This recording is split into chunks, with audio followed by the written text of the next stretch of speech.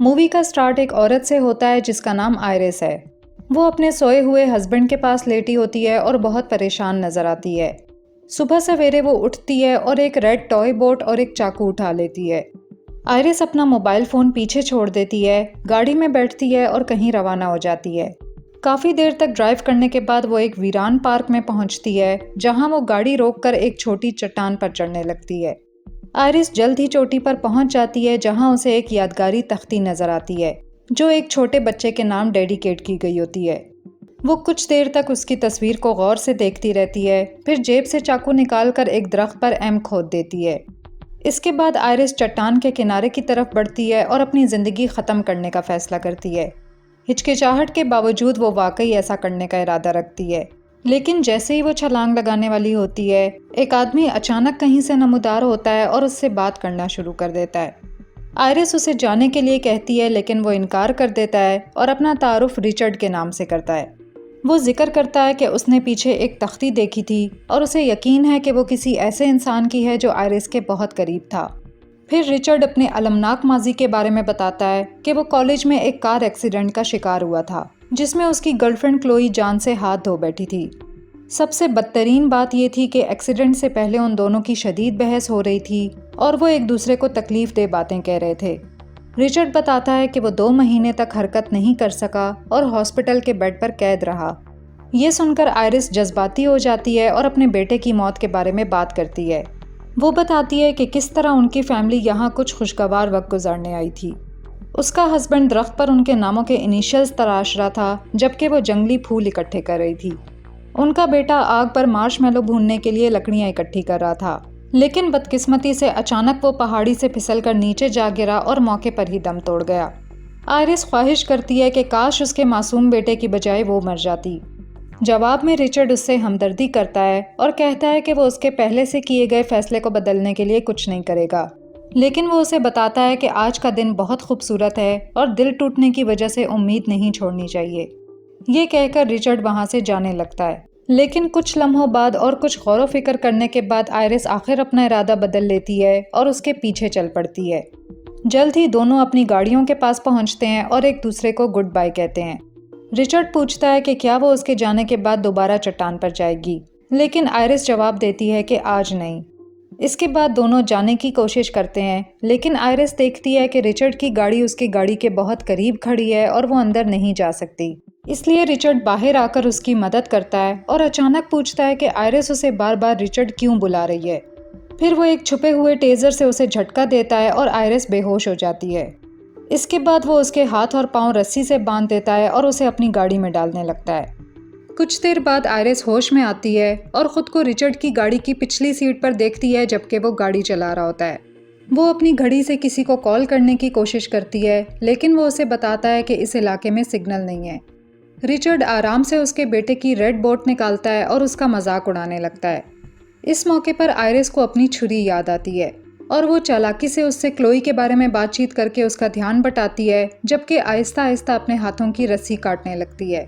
फिर वो पूछती है कि वो उसके साथ क्या करेगा, जिस पर रिचर्ड बताता है कि जंगल में उसका एक छोटा कैबिन है, जहां वो जाएंगे और वो उसके बालों की चुटियां बनाएगा। बिल्कुल इसी वक्त आयरिस खुद को आज़ाद कर लेती है और छुरी से उस पर हमला कर देती है। वो उसे जख्मी करने में नाकाम रहती है और गाड़ी करीब के दरख्त से टकरा जाती है। एक्सीडेंट के बाद गुस्से से भरा रिचर्ड आयरिस के बाल पकड़ता है, तो आयरिस सीट बेल्ट का इस्तेमाल करके उसका गला घोंटने लगती है। थोड़ी लड़ाई के बाद वो गाड़ी से बाहर निकल जाती है। वो अपनी छुरी का इस्तेमाल करके पैरों की रस्सी काटती है, लेकिन रिचर्ड आ जाता है। फिर वो उसे एक खाली सिरिंज दिखाता है और बताता है कि उसने उसे एक दवा का इंजेक्शन लगा दिया है, जो तकरीबन 20 मिनट में उसे पूरी तरह से पैरालाइज कर देगा। पहले उसकी उंगलियों का एहसास ख़त्म हो जाएगा, फिर उसकी टांगों में सनसनाहट होगी, यहाँ तक कि वो चलने के काबिल नहीं रहेगी और आखिर में वो बोलने के काबिल भी नहीं रहेगी। ये सुनते ही आयरिस घबरा जाती है और उस पागल इंसान से बचने के लिए जंगल की तरफ भागती है। रिचर्ड पुरसुकून अंदाज में उसका पीछा करते हुए उसे वार्न करता है कि भागने से दवा और तेज़ी से असर करेगी। आयरिस जितना तेज़ी से मुमकिन हो भागती रहती है और अपनी घड़ी पर 20 मिनट का टाइमर लगा देती है, लेकिन बदकिस्मती से दवा उसकी टांगों पर असर करना शुरू कर देती है और वो मुश्किल से ही चल पाती है। जल्द ही वो ज़मीन पर गिर जाती है, क्योंकि अब वो अपनी टांगों को महसूस नहीं कर पाती। अब जबकि वो भागने के काबिल नहीं रही, आयरिस एक दरख्त की जड़ों के दरमियान छुपने का फैसला करती है। लेकिन अनजाने में वो चूंटियों के एक टीले के करीब लेट जाती है और चूंटियां उसके जिस्म और चेहरे पर चढ़ने लगती हैं। खौफ के मारे वो चीखती है, जिससे रिचर्ड को उसकी लोकेशन का पता चल जाता है। लेकिन उसके पकड़ने से पहले ही आयरिस रेंगते हुए एक छोटी नदी में चली जाती है, इस उम्मीद में कि पानी का बहाव उसे बहा ले जाएगा। रिचर्ड उसे वार्न करता है कि वो तैर नहीं सकेगी, लेकिन आयरिस उसकी पकड़ में आने की बजाय खतरा मोल लेने को तैयार होती है। कुछ देर पानी में बहने के बाद वो अपनी सारी ताकत जमा करके एक लकड़ी को पकड़ती है और दरिया से बाहर निकलने की कोशिश करती है। जब आयरिस अपनी घड़ी देखती है तो उसे पता चलता है कि उसके पास अब सिर्फ 1 मिनट बाकी है। वो अब भी पूरी कोशिश करती है कि किसी महफूज जगह तक पहुंच जाए, लेकिन उसका वक्त ख़त्म हो जाता है और वो पूरी तरह से पैरालाइज हो जाती है। थोड़ी देर बाद आयरिस देखती है कि करीब ही एक किसान घास काट रहा है, लेकिन वो मदद के लिए नहीं पुकार सकती। बूढ़ा किसान, जिसका नाम बिल है, जल्द ही उसके करीब आता है और पूछता है कि क्या उसे किसी मदद की ज़रूरत है, लेकिन आयरिस जवाब नहीं दे सकती। वो जल्द ही समझ जाता है कि आयरिस होश में है और सिर्फ उसकी आंखें हरकत कर सकती हैं, इसलिए वो 1 पलक झपकने को हाँ और 2 पलक झपकने को नहीं के तौर पर बात करने के लिए इस्तेमाल करते हैं। बिल समझ जाता है कि वो मुसीबत में है और उसे यकीन दिलाता है कि वो पुलिस को बुलाएगा और जल्द ही उसकी मदद करेगा। इसके बाद वो मेहरबान बूढ़ा आदमी एक रेढ़ी लाता है ताकि आयरिस को उठाकर अपने कैबिन के अंदर ले जा सके। फिर बिल मदद के लिए कॉल करने की कोशिश करता है, लेकिन अचानक कोई दरवाज़ा खटखटाता है तो आयरिस कई बार पलकें झपकती है और बिल समझ जाता है कि वो उसे अलर्ट करने की कोशिश कर रही है।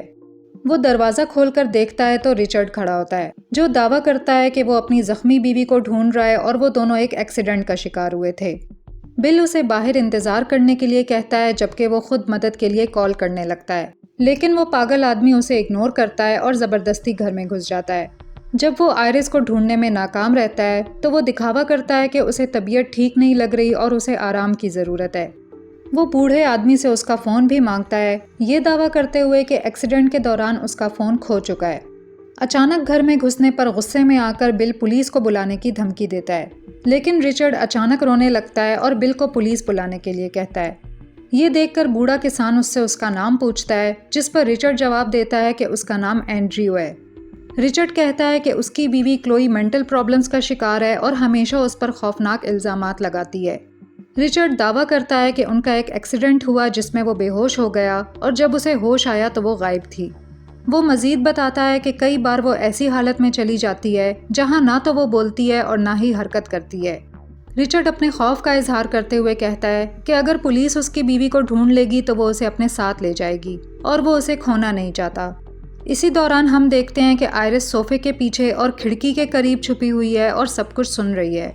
बिल रिचर्ड के लिए अफसोस महसूस करता है और जब रिचर्ड उससे पूछता है कि क्या उसकी ज़िंदगी में कोई और है, तो बिल जवाब देता है कि उसकी बीवी थी जो हार्ट अटैक से मर गई। बिल अब कन्विंस हो जाता है कि रिचर्ड इखलाकी तौर पर एक अच्छा इंसान है और उसे आयरिस के बारे में सच बताने का फैसला करता है। लेकिन तभी रिचर्ड की पॉकेट में मौजूद फ़ोन बजने लगता है, जबकि उसने पहले दावा किया था कि वो फ़ोन खो चुका है। आखिर बिल को एहसास होता है कि ये आदमी झूठ बोल रहा है, इसलिए वो उसे घर से निकलने को कहता है। लेकिन रिचर्ड जानता है कि आयरिस यहीं छुपी हुई है और वो बूढ़े आदमी से पूछता है कि वो कहाँ है। रिचर्ड को बहकाने के लिए बिल झूठ बोलता है कि उसे वाकई एक औरत अपने शेड के पास मिली थी और उसने उसे वहीं रखा है। रिचर्ड शेड की तरफ बढ़ता है, लेकिन पहले बूढ़े आदमी से उसका फ़ोन मांगता है। तभी बिल उससे लड़ने लगता है। इसके बाद बिल पुलिस को कांटेक्ट करता है ताकि इस घुसपैठिए की रिपोर्ट कर सके। दोनों आदमियों के दरमियान लड़ाई होती है, लेकिन बिल अपनी उम्र के लिहाज से बहुत मजबूत साबित होता है। वो बहुत बुरी तरह उस नफसियाती आदमी को मारता है और उसे ज़मीन पर गिरा देता है, लेकिन रिचर्ड उसे उसकी बीवी के हार्ट अटैक की याद दिलाकर बातों में उलझाने लगता है। वो पास पड़े चाकू की तरफ बढ़ता है, फिर वो उस बूढ़े आदमी की टांग में चाकू घोंप देता है और बार बार वार करके उसे कत्ल कर देता है। इसके बाद रिचर्ड फ़ोन उठाता है और देखता है कि पुलिस पूरी बात सुन रही थी। वो गुस्से में आकर पूरे घर पर पेट्रोल छिड़क देता है ताकि उसे आग लगा सके। उधर हम देखते हैं कि आयरिस किसी तरह अपनी उंगली हिलाने में कामयाब हो रही है और उस नफसियाती कातिल को बुलाने की कोशिश कर रही है, लेकिन कोई फ़ायदा नहीं होता। घर को आग लगाने के बाद रिचर्ड बिल के ट्रक में निकलने लगता है। उधर आयरिस पर्दे की रस्सी तक पहुंचने की कोशिश करती है और जब रिचर्ड मुड़कर घर की तरफ देखता है तो उसे पर्दे खुद ब खुद हिलते नजर आते हैं। वो समझ जाता है कि आयरिस अभी भी अंदर है और फ़ौरन घर वापस आकर उसे वहाँ से निकाल लेता है। फिर वो उस पर इल्ज़ाम लगाता है कि ये सब कुछ उसी की वजह से हुआ है। अचानक उसे अपनी बेटी की कॉल आती है, जो एक्साइटेड होकर उसे अपने हालिया टेस्ट में हासिल किए गए अच्छे नंबर्स के बारे में बताती है। वो कहती है कि वो और उसकी माँ ये गुड न्यूज़ सेलिब्रेट करने के लिए उसके कैबिन पर आ रहे हैं। मगर ये सुनकर रिचर्ड मज़ीद परेशान हो जाता है और अपनी बीवी से इस बारे में बात करता है। वो जिद करता है कि ये उसके कैबिन पर अकेले वक्त गुजारने का मौका है, जिसकी उसे ज़रूरत है ताकि वो बेहतर महसूस कर सके। मगर उसकी बीवी कहती है कि ये अकेले गुजारने के लम्हात आजकल ज़्यादा हो रहे हैं, इसलिए वो हर हाल में वहाँ आ रहे हैं। ये सुनकर रिचर्ड को गुस्सा आता है, मगर वो हिचकिचाते हुए मान जाता है। थोड़ी देर बाद वो एक गैस स्टेशन पर रुकते हैं और रिचर्ड कुछ फायर फाइटर्स को बिल के घर की तरफ जाते हुए देखता है। फिर वो अंदर जाकर गैस की पेमेंट करता है।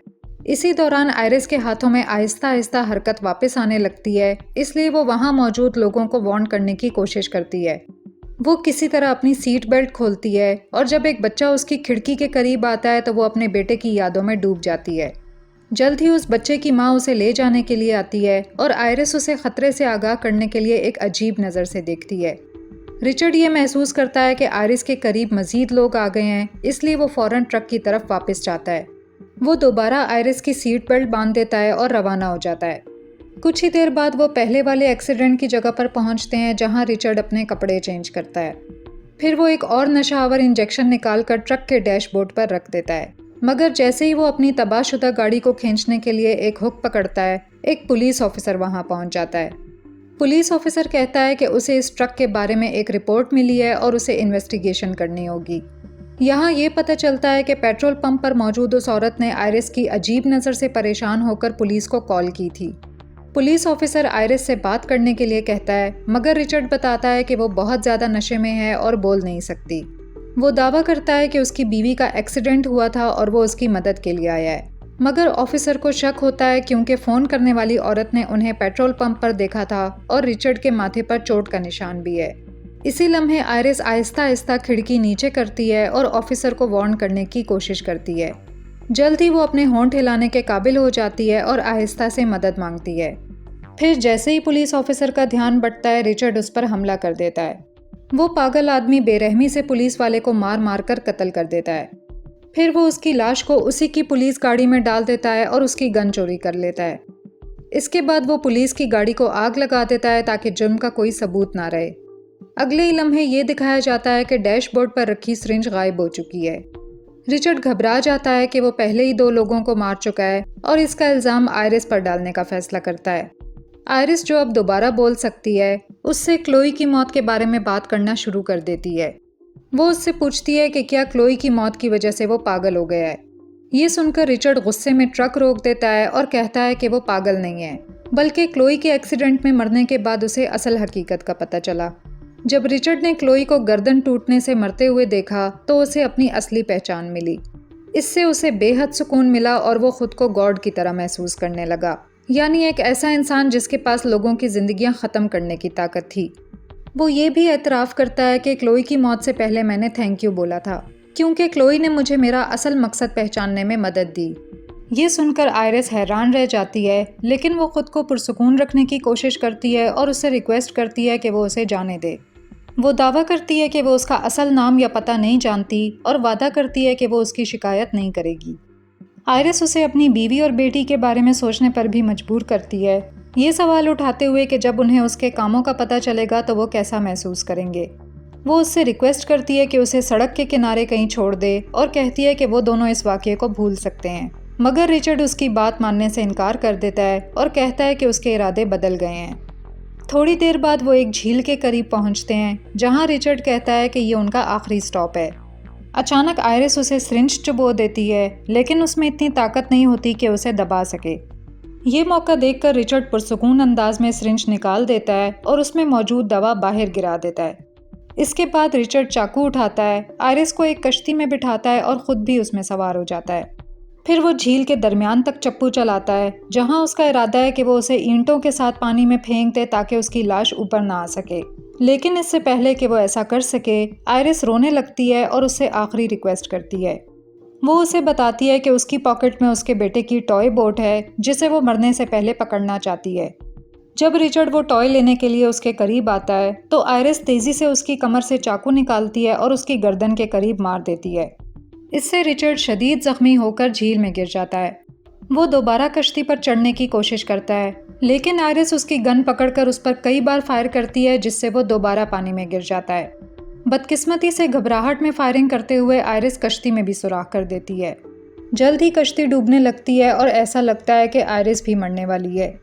फिर एक चमत्कार होता है और हाथ बंधे होने के बावजूद आयरिस हार नहीं मानती और अपनी पूरी ताकत से सतह की तरफ तैरती है। आखिरी सीन में हम देखते हैं कि आयरिस डॉक पर आराम कर रही है और सुकून का सांस ले रही है, मगर वो दूर देखती है कि रिचर्ड भी किसी तरह सतह पर आ गया है।